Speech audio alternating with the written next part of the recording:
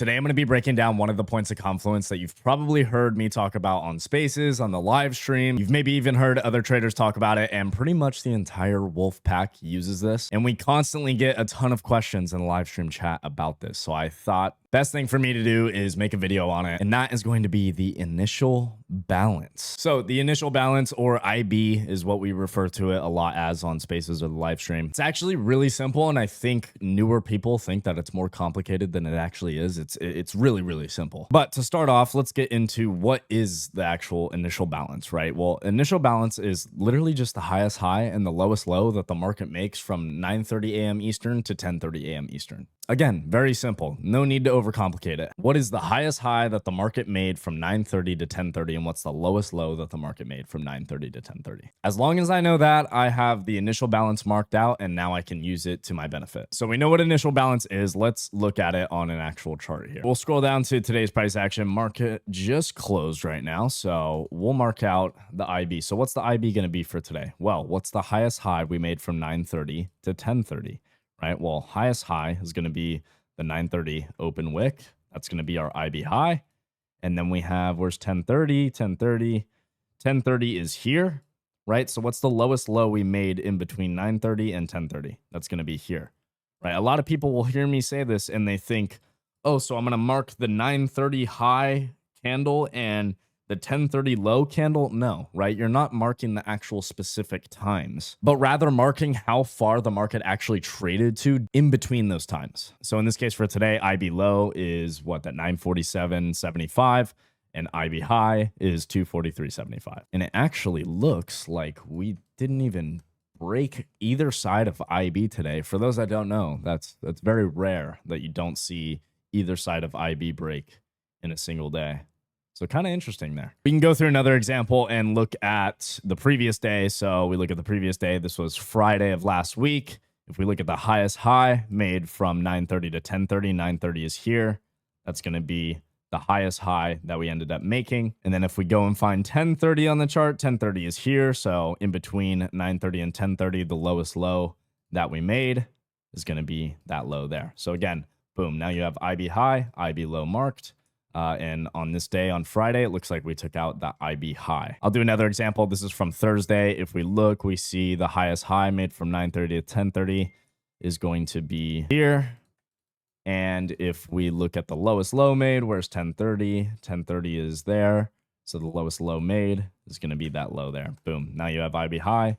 IB low marked. So marking those is really cool, and it helps a lot just understanding that morning hourly range. And I know there's a lot of people that don't even know what initial balance still is, so hopefully this video has already helped you. But aside from just marking those levels, we actually have specific data around these levels. So if we pop over to Edgeful, we can actually see the specific data around these levels, and you can see I'm on MNQ, and this is pulling from the last 6 months of data, and you can see 80.47% of the time we get a single break of the IB, meaning we only break one side. 15.63% of the chance we get a double break, meaning we break both sides of the IB. And there's only a 3.91% chance that we get no break. Hence why I was so shocked to see today. I was like, oh my gosh, we didn't even break either side of IB. It's because the chances are so low around that happening that, yeah, I was shocked. If we just want to know in percentages how often we actually break the IB in general, then we would combine these two numbers. We would combine the single break and the double break, and you would get about 95%. So going into every single trading day, you can know that once the initial balance sets, that there is about a 95% chance that you will see that IB break, whether it's to the upside or downside. Now to deep dive a little bit further, we can look at the initial balance by rejection data. And this is telling us basically based off of whether the IB low or the IB high formed first, we can expect which side to break first. Essentially what this means is if the high forms first, we expect the low to get taken first, and vice versa. If the low forms first, we expect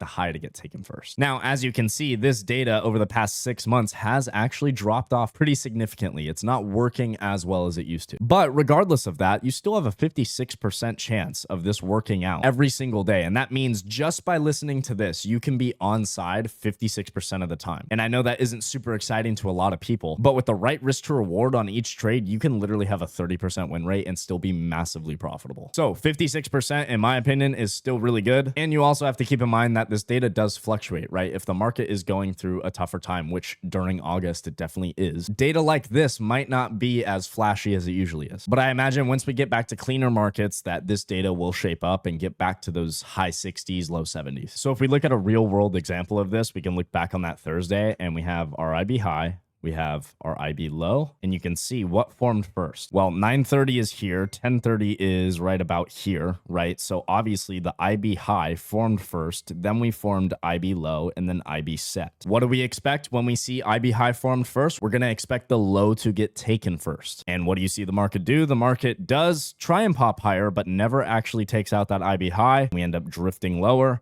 taking out that IB low instead. Now, that's just one example. You can go back on your own charts and find tons of examples of this. You guys have also heard me in spaces or the live streams literally called this out live almost every day. Now, recently the data has been having a harder time, so it hasn't been hitting as much, but still, those that have been hanging around for a while, you know how accurate this data can be. So I definitely think it's worth adding to your arsenal. Something else to keep in mind about these IB levels is they're pretty sensitive for the most part. So a lot of the time, depending on what's happening on the higher time frame, of course, you can actually see some really crazy moves from these levels. Like there's so many times that I end up actually targeting, let's say IB high. I end up getting my fill, getting out of the position, and that ends up being, high of day, or at least high for the next few hours. And you can see it here. We end up dropping, taking out that IB low, we consolidate for a minute, and then we end up ripping. And that's, a bit of a reversal for the market there. So regardless of if you're going to take this and actually use the back data behind it, I think it's good to just at least mark on your chart and have these levels marked for the intraday. You can basically think of it the same way that you think of a 30-minute or a 15-minute orb. You're literally going to go and mark this the same way. All the initial balance really is an hourly orb. That's probably the best way I could explain it to people that are already trading something like the opening range breakout. So again, guys, my homework for all of you that are new to this would be go into your trading view charts and find these initial balance levels and just see how they react off of them. You don't even have to be in replay mode or any of that.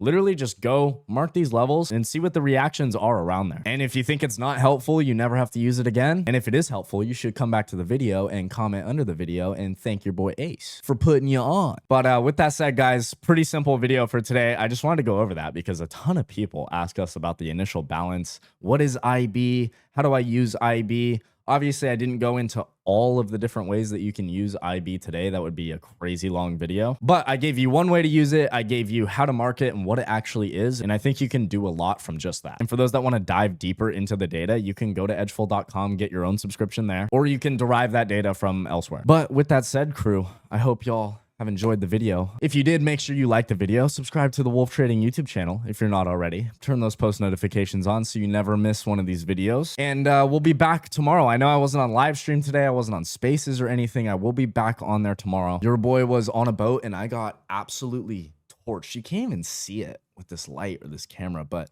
just know that these arms, I look like I'm a lobster right now, bro. I got absolutely torched. Appreciate everybody tuning into the video, and we will see you guys in the next one. Peace out, crew.